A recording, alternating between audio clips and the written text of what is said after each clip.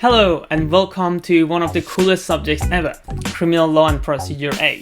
Before I tell you about the subject, I want to break the ice and tell you a little bit about me. My name is Armin and I'm the coordinator for this subject. One of my favorite activities is watching e-sport and TV shows. And to exercise, I play Beat Saber with my PlayStation Virtual Reality.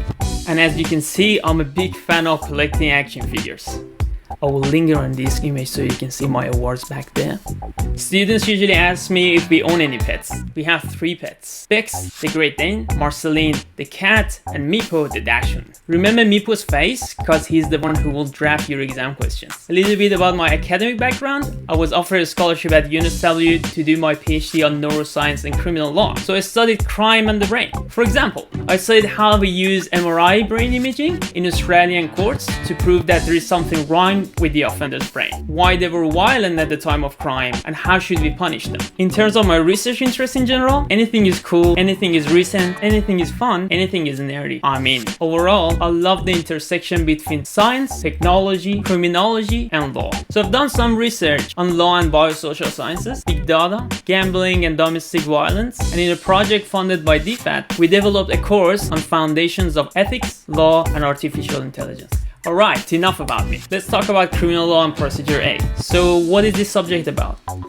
We tend to have some ideas of criminal offenses while watching TV shows, but in this subject, we're gonna take a close look at the real-world legalities of the most serious criminal offenses that we deal with in courts, such as murder, manslaughter, assault, and domestic violence. In this course, we will discuss the elements of these offenses.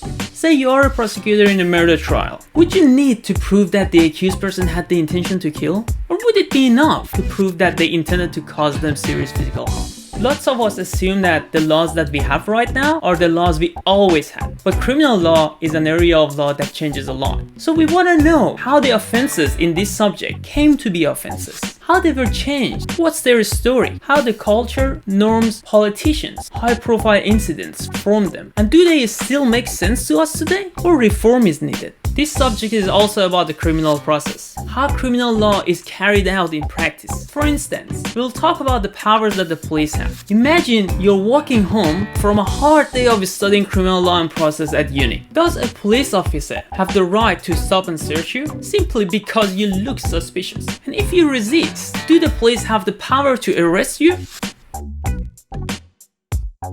This is the textbook that you need for this subject. This is also the textbook that is prescribed for criminal law and procedure B. Please make sure when you're buying the textbook, buy this version, which is the latest one. You can buy the textbook from the uni shop, or you can buy the ebook from the Federation Press website.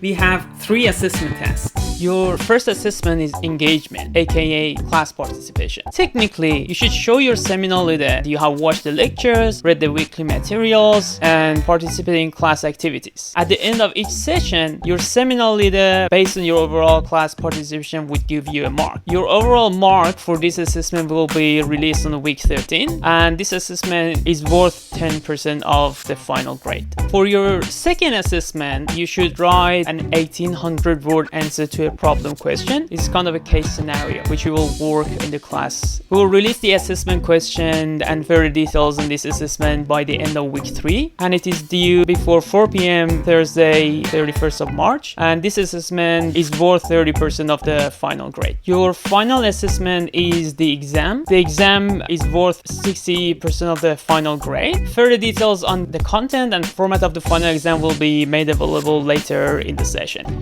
In general, you can find more information on the assessment in the course outline. A quick summary of the people who are involved in the course. So there are 4 kind of groups of people. We have an amazing lecturer who records the lectures every week for you, and you can access them through Moodle. And in your seminars, you will have one of our wonderful seminar leaders, and you can find their email addresses there. In general, if you got a question, the best person to ask is your seminar leader. They will be able to help you with questions about the subject content, assignment, and other things. In case they didn't know the answer to your question, it's very likely they will refer you to me, and I will be able to answer your question, so please contact me. However, if you're concerned about a matter that would affect not only this course but also other subjects, then I would recommend that you get in touch with the first year coordinator, Ryan. Also remember that as first year students, it's totally normal to feel lost. Just make sure you don't hit the panic button. If you did, please abort the mission. Remember that we are here to help you, me and the teaching staff, that we are on your side, and let us know if there is any problem. Stay safe. See you later.